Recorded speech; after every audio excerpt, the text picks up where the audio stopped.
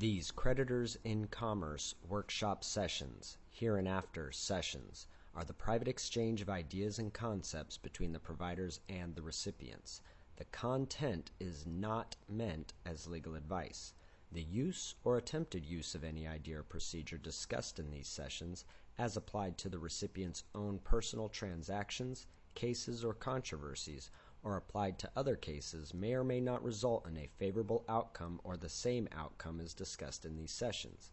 Each transition or transaction, case, or controversy may be different as a result of unique actions or unique statements made by the parties therein, and each different act or statement in any transaction affects or may affect whether any procedure or idea discussed in these sessions is relevant to the recipient's transactions or that the outcome thereof will be depicted as in these sessions. The discussion of ideas or procedures in these sessions is not exhaustive of the subjects being discussed. Many ideas and concepts that can affect the outcome of any legal or commercial procedure are not discussed in these sessions, and the fact that the recipients may not be aware of these issues may have an adverse effect on the outcome of the recipient's procedures. It is the responsibility of the recipients to understand their own transactions and to apply the appropriate and complete concepts necessary for a procedural and substantive remedy thereto. These sessions may be redistributed privately by any recipient to another recipient requesting them, condition upon the fact that this notice is provided therewith. If you have any questions, you may contact Creditors in Commerce by email at harmony@creditorsincommerce.com. Welcome. Creditors in Commerce Atlanta 2010. We're going to take today and kind of build up a foundation of the principles, concepts that come from of being a creditor. That's, in our opinion, it's the most important thing for you to have success and to create the results that you want to create in commerce, contract, and everything else that you endeavor in the fictional world of the United States and elsewhere. So, first I'd like to thank you for coming. Those of you who helped with the setup, thank you very much. It was truly a benefit to have you here. It's truly a benefit to have all of you here. Take advantage of everyone who's here. And I don't mean like take advantage of them, but take advantage that they are here in that on the breaks, because we take extended breaks. We don't take, 10-minute breaks or anything like that. When we take a break, we take a half-hour break. Our meal breaks are 2-hour breaks. Take that opportunity to communicate, to network, and take the opportunity to test yourself on what we've been discussing before the break.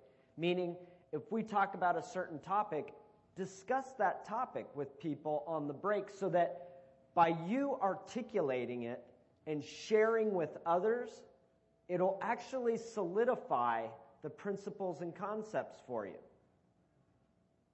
I'll tell you from my experience, I really started to understand this stuff when I tried teaching it to people.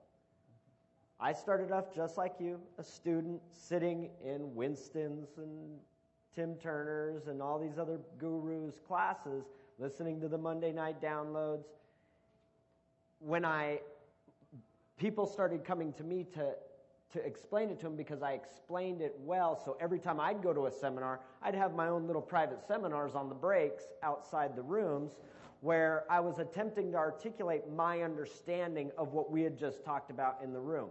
And it really started to click for me when I was articulating it, when I was expressing what I had learned. But it really didn't start clicking for me until I started teaching it. So take the opportunity of the breaks to communicate with each other and share with each other your understanding, because it'll really come home for you in that sense. So how many are truly interested in operating as a creditor in commerce? Excellent. How many of you are interested in creating a new paradigm in commerce such that we're no longer operating from lack and scarcity? Can you simplify for me, maybe just real quick, a creditor? A creditor? I mean, yes. as you relate to it, because I mean, Right. I'm under the impression I'm issuing the money. Is that the creditor? What creditor do you mean? When I say creditor, I'm talking from in a certain context. What I mean by that is that I like to call it being a sacred creditor. In that I'm not talking about a creditor in the common use of the word where you owe me money. That's not what I mean by creditor. What I mean it's a sacred thing in that we bring solutions. We operate from abundance. That's what I mean by being a creditor. I don't mean it in the sense of the word of you owe me money. So you mean a creditor just simply works to solve other people's problems. I'm not concerned about mine. I need to be concerned about someone else's problem. If the IRS is contacting me, or a policeman, or I have some confrontation with a businessman, what you're really saying is I need to think about solving their problem because that's what a creditor is. He works to solve others' problems. Well, a sacred creditor, in my opinion, sees no difference or distinction between myself and others. So if others have a problem to be solved, it's my problem. Oh, so you're saying by me trying to solve someone else, I'm really solving mine. Exactly. Oh, but that when makes when your focus is out on solving someone else's problem, you'll start to notice that everything in your life starts to fall into place. You know, if your focus is always on my stuff and I'm in trouble and I'm having problems, you'll find that you really never get out of that place. But when you're like, okay, I'm going to let go of what I think my problems are, and I'm going to go out and help people. I'm going to go support my community. I'm going to support these good IRS agents and helping them balance their books. And you'll start to notice when you start to focus outside of yourself and let's solve the problems of my brothers and sisters, all your problems go away because they weren't never your problems anyways. A problem is just merely a question to be answered, isn't it? It is. For me, I don't see problems as problems. I see every challenge or obstacle. Opportunity. An opportunity. It is my belief that every challenge, every obstacle is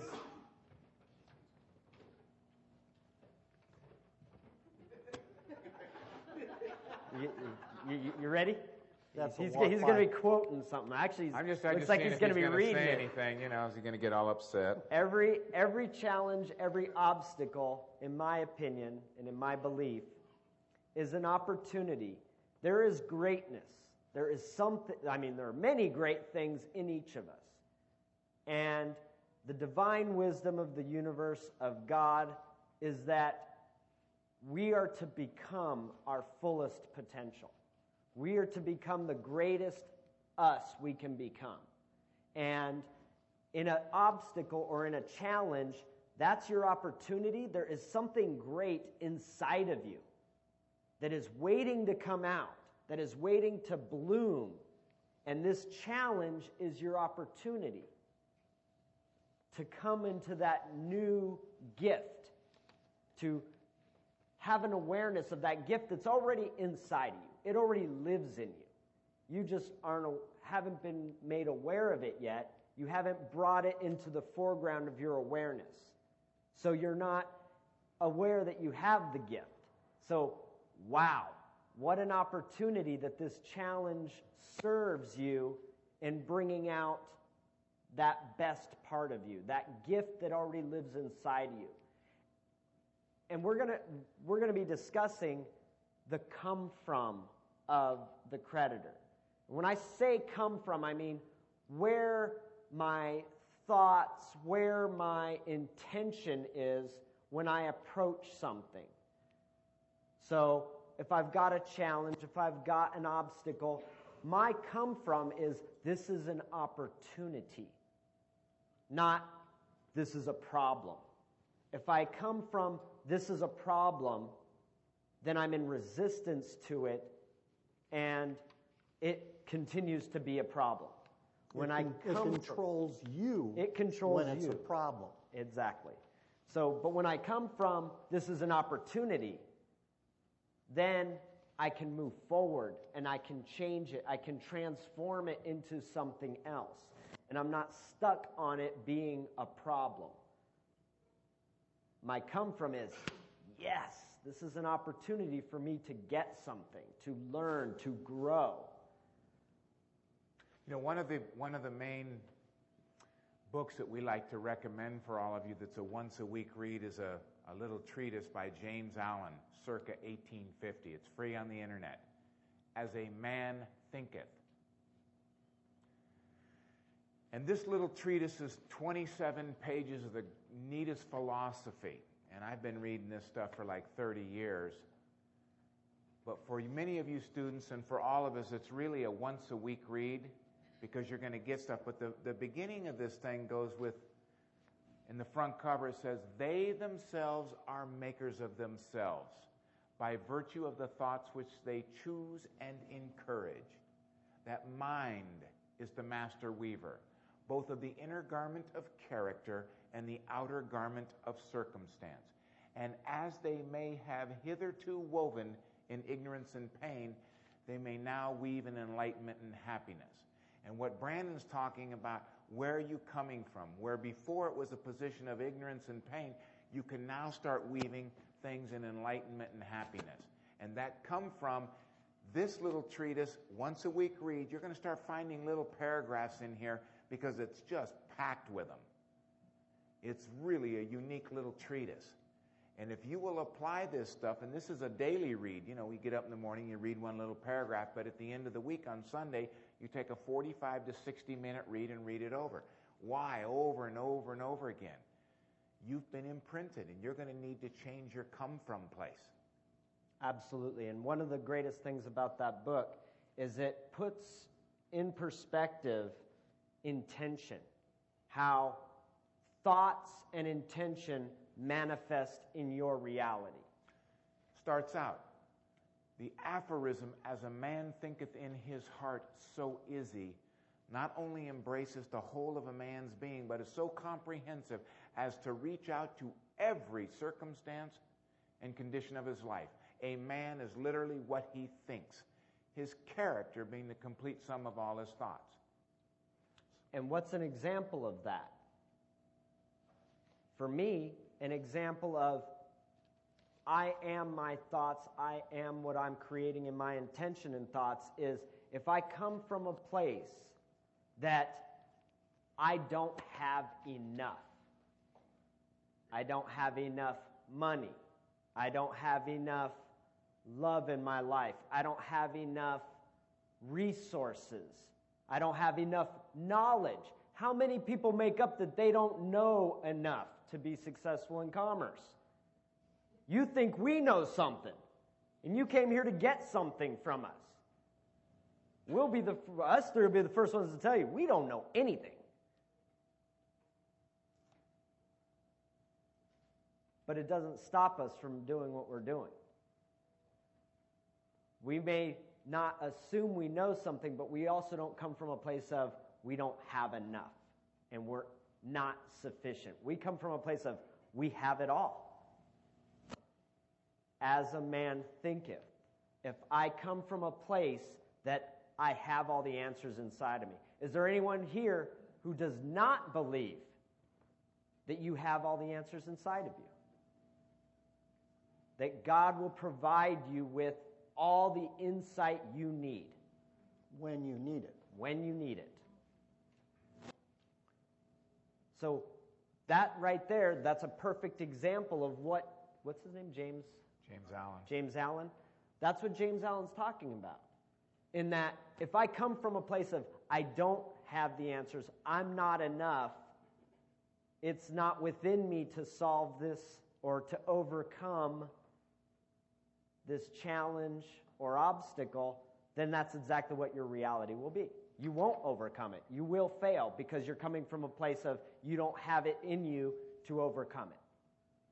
What you need to realize as you read this, like a little paragraph, every thought seed sown or allowed to fall into the mind and take root there produces its own, blossoming sooner or later into act and bearing its own fruitage of opportunity and circumstance. Good thoughts bear good fruit, bad thoughts bad fruit.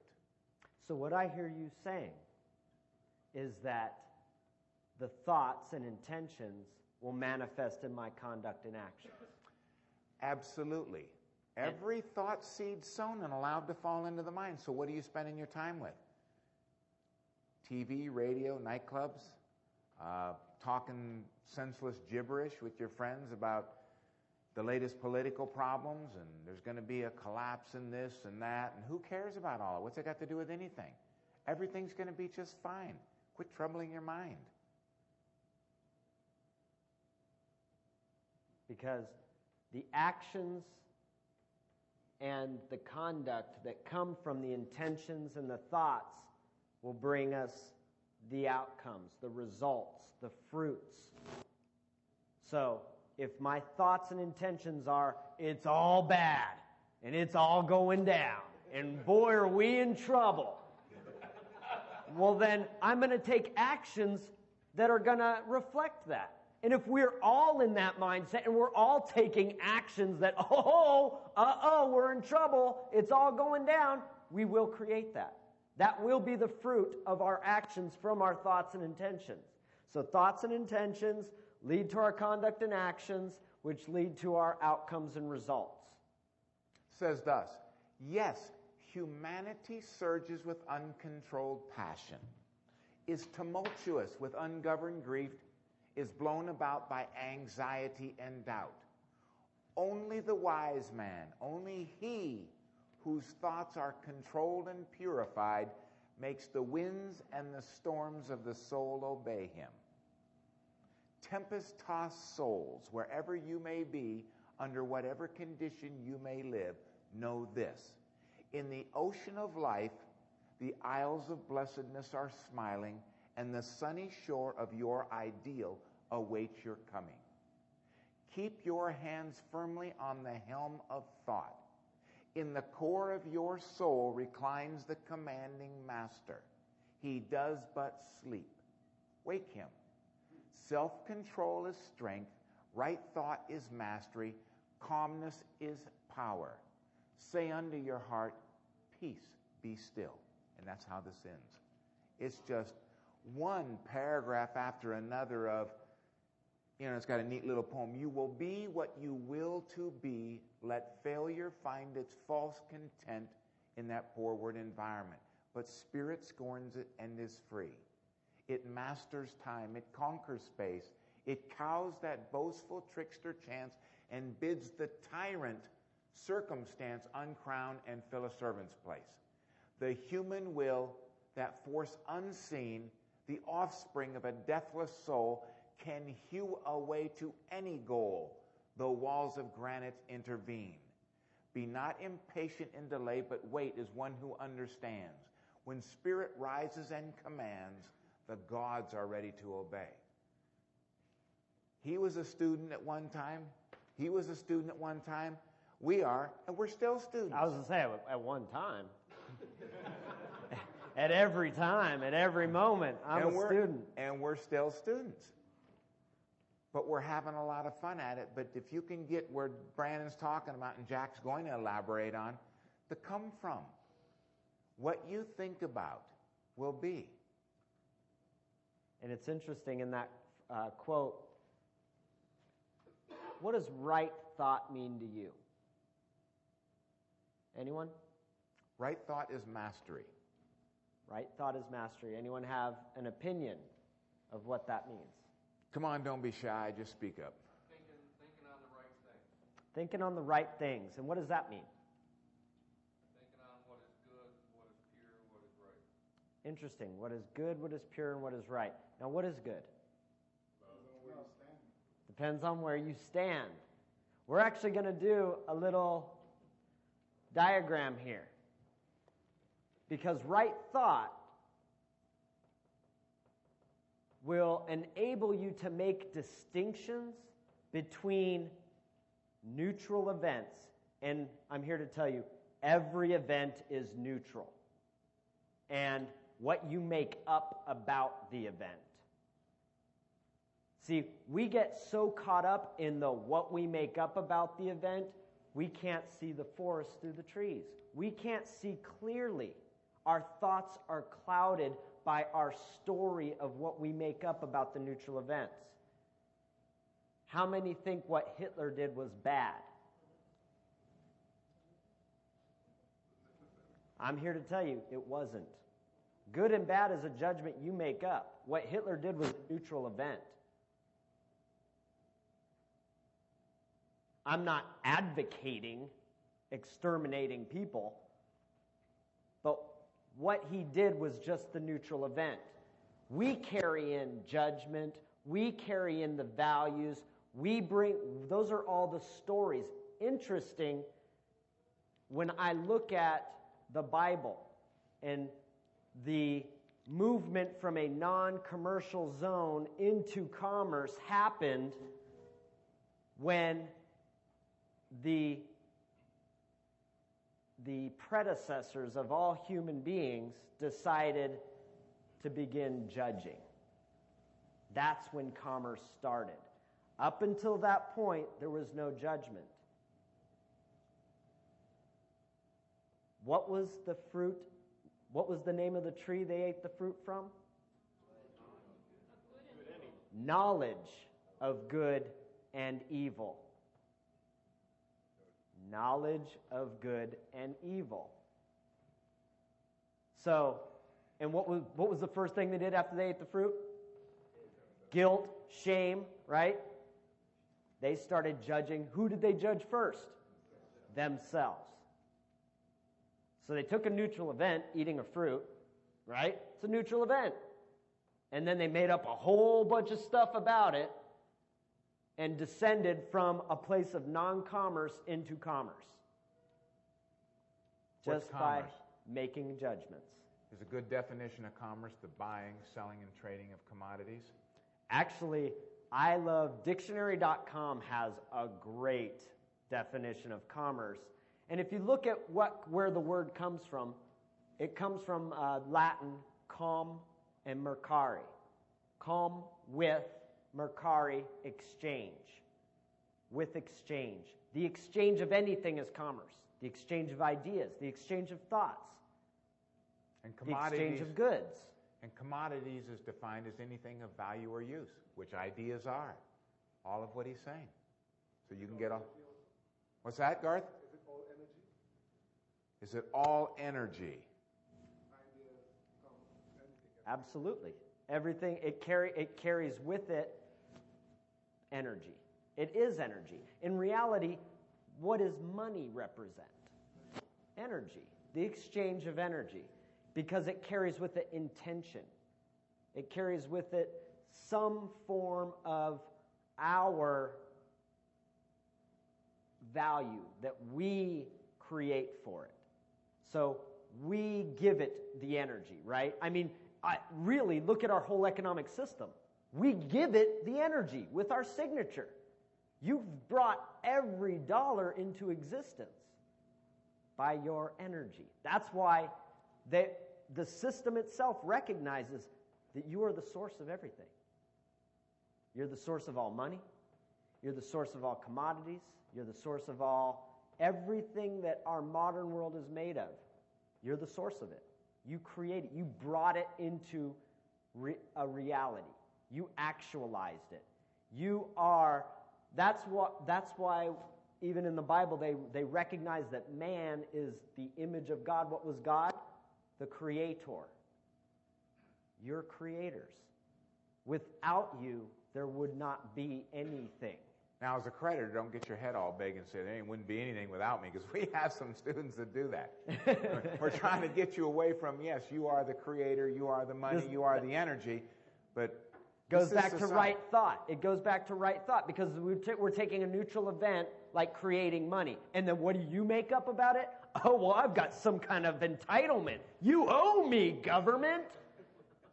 Right? Or some kind of self-righteousness. I'm better than you. I create money. You see, that's, again, taking neutral events and then bringing with it all these judgments. And it clouds our thoughts. Because when you walk into a courtroom with a sense of entitlement, oh yeah, good luck.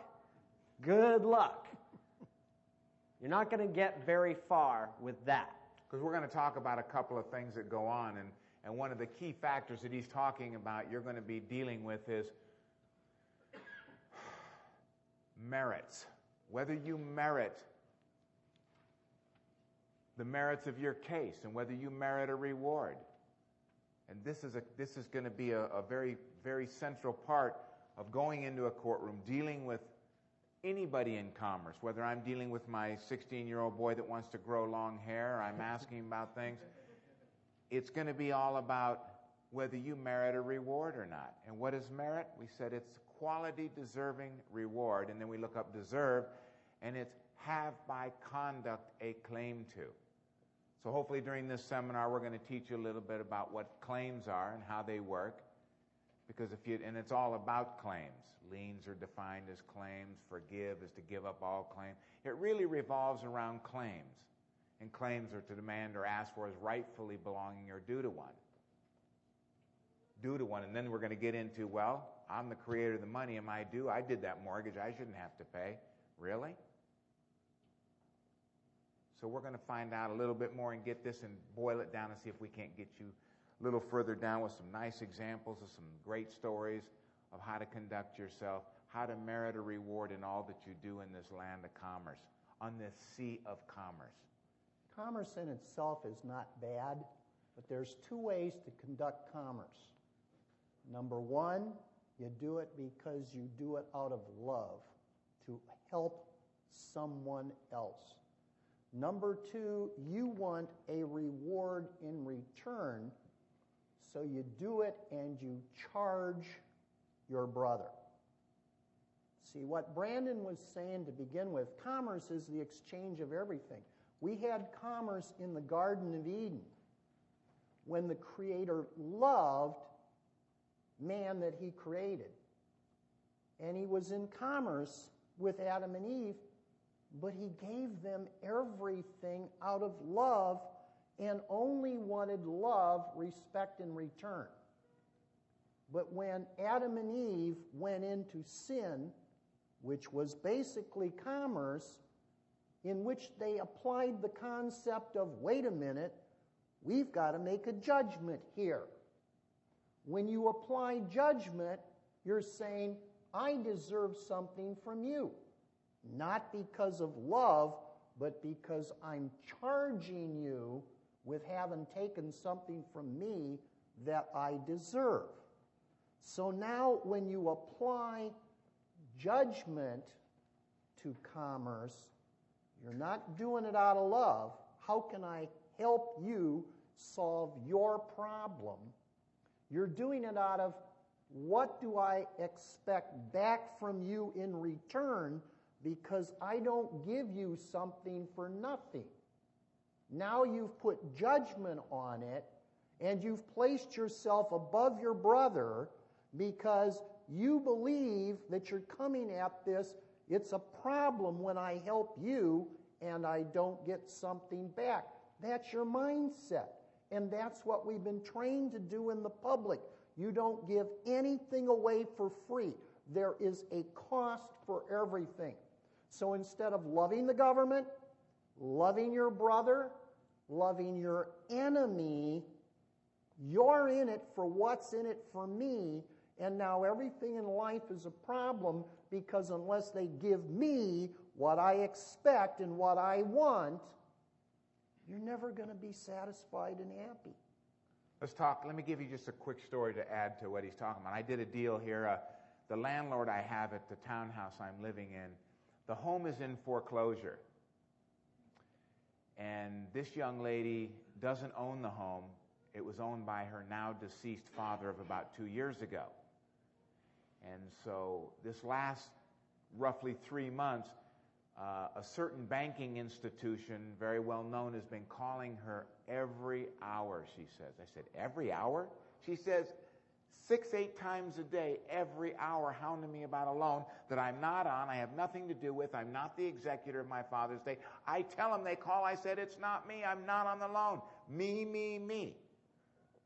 I says, well, Leslie, I tell you what, when they call you tomorrow, because I hadn't known she had this problem, I said, put them on with me. But I said, first of all, why don't you get the ID number, employee number, and their name, etc. So she called me the next day. Yeah, I got them on. I said, did you get their stuff? She goes, okay, put us in. So she three-wayed us in. I said, hi, this is Gordon. Who am I speaking with? She goes, well, it's something like Melita. She goes, this is Melita. I said, well, hi, Melita. Thank you for taking my call. I said, first of all, I want to thank you for the wonderful job you're doing for your company. And I really appreciate it. And I would love to have employees that are as professional and courteous as you are. Kind of interesting. And I said, there's a little problem here maybe you could help us with. My client, Leslie, isn't on this loan that she's getting this call every hour on every week. I said, she's feeling like there's a trespass. She's feeling like she's being harassed. And I said, I don't want to seek formal resolution on this thing. Is there anything you could do for us? Could you help us? She goes, well, I apologize. And of course there is. We'll just put in a cease and desist. I says, well, what's that? She says, well, I'm just going to fill out a little memo here. I'm going to put it in. And if you'll take this address down and contact this address with the same thing of our conversation, this should be taken care of. I said, who do I call and complain about you?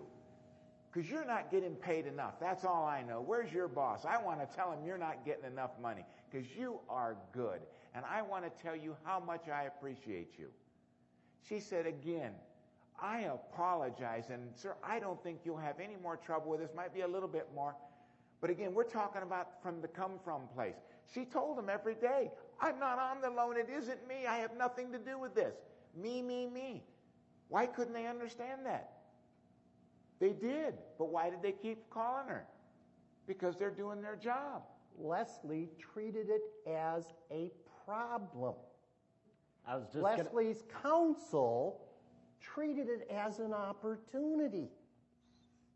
What solved the problem?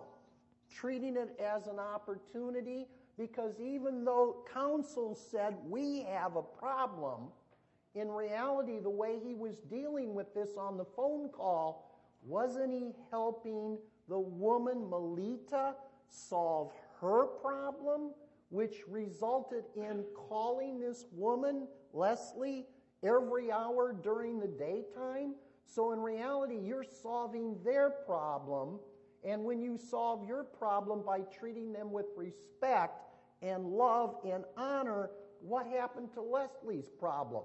I don't want the bank to have to keep calling her and all that time and money and effort. It's wasting their profits. So, and look at how the neutral event of a call every hour, every day, how many people would probably get frustrated with that, right? So it's a neutral event. It's not good, it's not bad. So you mean just not good or bad? It's not good or bad. You're just getting, a fact. That's just a fact. Give me a little more on neutral. I'm not quite grabbing this neutral thing. It has no weight, meaning it's not good, it's not bad, it's not right, it's not wrong. How you react to it is going to determine, like, literally. Wait a minute, I'm having trouble with this. I don't get it. What was your? What do you mean it's not good or bad? Leslie. So Leslie made up that this was she. I imagine Leslie was feeling very frustrated. She's real tight with that. Frustrated. She's afraid to answer her phone. She hates answering the phone because she gets a few other calls too. But can you imagine? Every hour she's got a couple of children, and this is just very vexatious. So what did Leslie make up about the neutral event? This is bad. It's Gotta bad. stop. It's bothering me. It's frustrating me. She was operating from a belief system about the event. I solve it by arguing and complaining back. Exactly. What's insanity? Doing the same thing over again and getting the same result. Because Brandon's going to tell you a little story about being in a Kern County jail with a situation I think is really good. Here, Leslie, week after week, day after, it ain't me, it ain't me. When are you going to realize that isn't getting you anywhere? That maybe you should try something different. Because Brandon, why don't you give us just a... I want to further explore Leslie in the situation, because we can diagram here the two approaches that we're taking to this neutral event. Leslie was taking one path. Gordon took a completely different path. And this relates and ties right into what we were talking about with right thought and where you're coming from. So Leslie, based on her belief system, what is a belief? Is a belief a truth? Is it a fact? It's the story. Remember we were talking about there's a neutral event, and then there's the story I make up. That's a belief. So Leslie had her beliefs. And where do we typically get beliefs? Where do we get them from now? If I have a belief right now, where did I get it? Experience, past. Watching TV, I saw how to handle things. Okay, so... I've seen enough soaps. I know exactly how to handle this matter. South Park will tell us how to do it. Yeah. Infinite wisdom of South Park. So, a belief typically comes out of the past. And so we're constantly projecting our past into the now and into the future. So Leslie may have had an experience in the past of harassing phone calls, of being she made up that she wasn't enough, or that she was in some way less than because of these calls, right? I remember when I first went into debt, when I was like 19, 20 years old, my first debt, and I was getting these calls, it really took me out of a place of being at peace to a place of unease, like just literally frustrated and really not able to center or ground myself and really be very effective, like afraid to answer my phone. This is back in the day before we had caller ID and cell phones. Your phone just rings. It could be my friend, or it could be this lady who's going to harangue me, make me wrong about not paying my credit card, right? So that was a belief that I brought into every time the phone rang. There was this belief running me at that moment, like, right? How's this going to go? Who's this going to be? Is it my friend who we're going to go hang out at the beach? Or is it this lady who keeps calling me, Mr. Adams, you really need to pay this bill. Do you realize what we can do? And I remember getting into shouting matches with these people on the phone. And it's just a person talking. But I had my beliefs from my past projecting into the future that she was going to make something terrible happen. That was just a belief. And so rather than being able to create like a creator, like a creditor, I was in reaction. I was reacting like Leslie was, right? React, right? Look at the word. Again, act. It's react because it's coming from past belief. There's no creative power in reacting, just so you know. The word itself pretty much negates creation. Okay? So here we go in this endless cycle of my beliefs from past and future leading to reactions. And this is all based on a neutral event. The event itself is neutral. Is it possible that Leslie could have just listened to what the lady had to say, thank you, and hung up? Or could have took control by simply asking a few questions. Or could have asked a few questions. Why are you calling me if I'm not on this loan? Or did you know that I'm not on this loan? Do you realize I have nothing to do with it? But Do you realize I'm not an executor, this and this? So why are you calling me? How could I help you? What would you like me to do? Can you imagine someone on the other line going, I'm calling this gal about something she's not responsible for, but she can't hear if all she's hearing is somebody making excuses. It's not me. I'm not on the loan. Those are statements. We're not getting what's termed as the Socratic method. It's like that used by Socrates. It's a method of teaching and discussion like that used by Socrates, in which, by means of a series of questions and answers, the logical soundness of a definition is tested, the meaning of a concept examined, etc. The best way to resolve anything is to find out what the issue is, or ask questions. And he's going to get into some of that more. But we teach you as a creditor, you're going to ask questions. Why? To keep them from getting to you? No. That isn't what that as king is about. That as king, in the capacity of king, is so you can resolve the problem. And if you don't ask the questions, you can't resolve the problem. What are you, officer, supposed to do? What are you doing over here, sir? Is there a particular issue or specific or particular issue you would like assistance with, officer? Yeah, what is your name? And what is it you want my name for? Well, this is a drug area, and we like to check and da-da-da. And we'll have a couple of really cool ones that are like some of our students have been doing in court and stuff that are just so good. But go ahead, Brandon. Let's break in for just a second here and introduce what it is that we're going to teach this weekend, because we're getting through all of those aspects right now in what we're discussing. We're going to break down everything into 3 categories to make it simple to kind of analyze what it is you're learning. Number 1, history.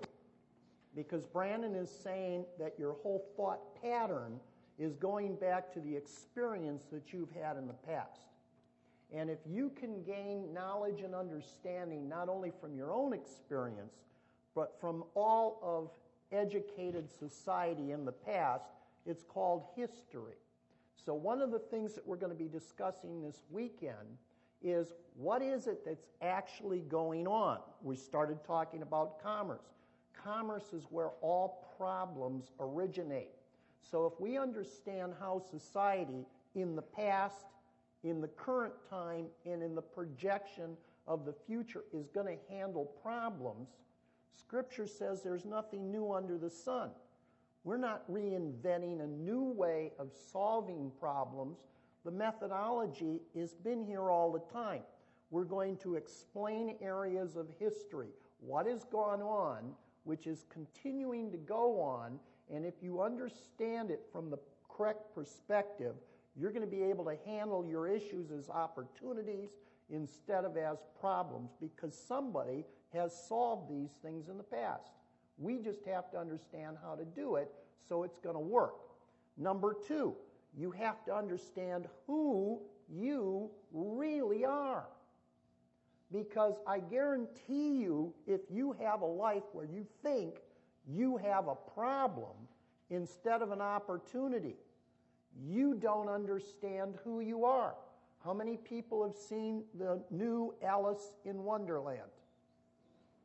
Remember, Alice went down into the rabbit hole. She is now age 19, not age 6. And when she's in the rabbit hole, again the question is asked, who are you? And Alice says, you know me, I'm Alice. And the purple caterpillar is going, Alice? Yeah, I'm Alice. And the purple caterpillar goes, I think you are the other Alice. And she's going, other Alice? You know me, I'm Alice. Later on, she again meets the purple caterpillar, and it's again, who are you? Well, I'm still Alice. And the caterpillar's going, well, you're almost Alice. And all the time, Alice is not understanding what the characters in Wonderland, which is now called Underland, is trying to suggest who she is or what's going on. You don't know how many people have seen The Princess and the Frog. Aren't you guys going to church anymore? Learning the truth? You know, during times in which mankind is lost, Scripture says that the priests in your church are going to be preaching to itching ears. They're going to tell you what you want to hear. If you want to understand the truth, go to the pagan priests. They're the only ones that are going to tell you the truth. Well, how many Christians think Hollywood is absolutely wrong and hasn't got it right? That's what you hear all the time, isn't it? That Hollywood is actually turning our children against everything that's good. Well, then I think Hollywood is the pagan priests. They're the only ones with the truth during times of great confusion, which is what we're in right now. So the second thing you got to learn is who you are. In The Princess and the Frog, who is it that starts teaching the young woman who kissed a frog to turn him into a prince, and she became another frog? Now you have two frogs trying to get back to being people again, and their whole issue was, I got a problem. I got to get back to being a people. And who did they go see for advice? They saw the woman in the bayou, which was into all of the witchcraft. And what did she say to these people that were frogs? She said, if you want to solve your problem and have an opportunity, you got to dig down a little deeper and find out who you are. The prince came from a family of immense wealth, but he didn't have control over the wealth. His parents had the wealth. Why didn't the prince have control? Because he'd not yet learned responsibility. The girl was trying to make a dream come true, and she was in a foreclosure, losing her opportunity before she was turned into the frog. Her dream was to get back to being a young woman and to be able to pay off her debts so her dream would come true. You have to understand that who you really are is from a family of royalty with immense wealth. You control that wealth, but only if you can accept responsibility. Part of what Jack's telling you with this is Hollywood is really Holywood. They're in all these stories like Alice in Wonderland, The Frog and the Prince, Avatar, Matrix. Hollywood is really telling us in an allegory what's going on in this world. It's really cool. And Jack goes into a lot of his Monday night downloads expounding on the movies. They're so much more fun to go watch after he tells me what they're about. Because, I was just going there just watching the flicks. But when you have Jack explain them, they take on a whole wonderful meaning, and it's invigorating. The opposite of enervating.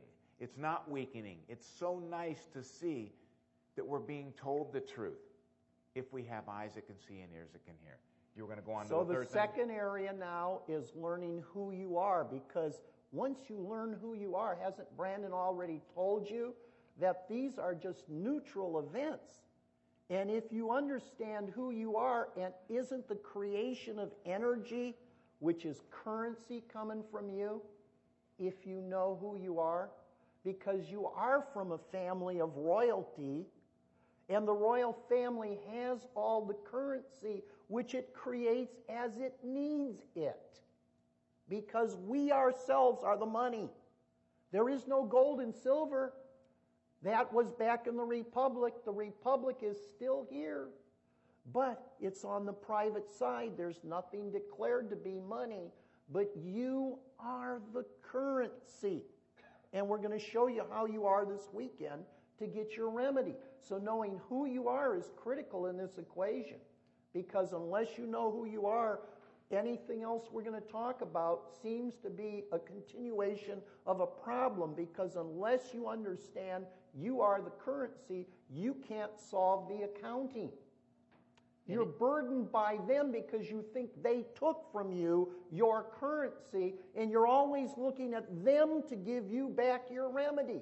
Your remedy is from within, and it's based on your mindset and your attitude. And if you don't know who you are, you don't believe you have a remedy, because past experience never got you a remedy. So you're burdened now by a problem instead of an opportunity. So you're going to teach us. And what's the creative power of gold or silver? It's what you believe it is worth. Well, can it create anything? Can a brick of gold create what you can create? So in reality, by taking away the gold and silver, they're kicking you in the pants going, hey, wake up. Gold and silver You're the value. It's the neutral event.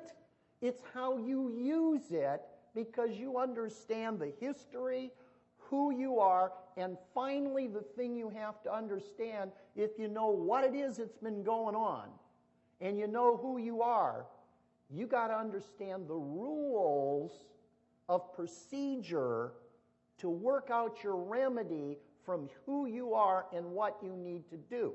So this weekend we're going to be discussing all three. What was the apparent problem? How has mankind dealt with this in past history? Who am I? And if I understand the right light on it, I can now have an opportunity and get a remedy.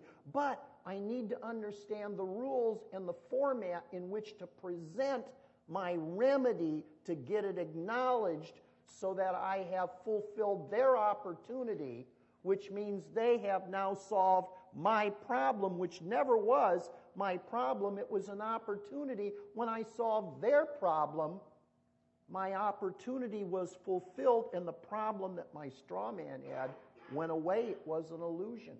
So these are the three areas you've got to concentrate on. So as we're talking about anything this weekend, there's probably going to be aspects in there. What was the history? Why is it that you're looking at something the wrong way so you can't get a remedy because your mind is blocking it? Why is it you don't know who you are and you've got the source of the solution in you? Or what is the procedure we need to put it out in so that the public will acknowledge that we have solved their problem? So should I say, for number 3, could I say something? Procedural remedy, probably. Okay, so those are the 3 things that we're going to be talking about. And when you categorize what we're saying, you can break down maybe some example into some aspect of all 3. The story about the phone call. What was it that caused the problem in Leslie's mind? Her beliefs in her past history. That was a problem. Her second problem is Leslie didn't know that she was a creditor and could solve their problem, having her issue go away. Thirdly, she didn't know how to get on the phone and address these people in a procedural way which would allow them to resolve the issue, because it was in harmony and love instead of out of accusation. Okay? So what we discuss may have some factor in any one of these 3 areas. But if you break it down to the 3 areas, you're going to start seeing and being able to acknowledge what it is that you're learning and how to apply it.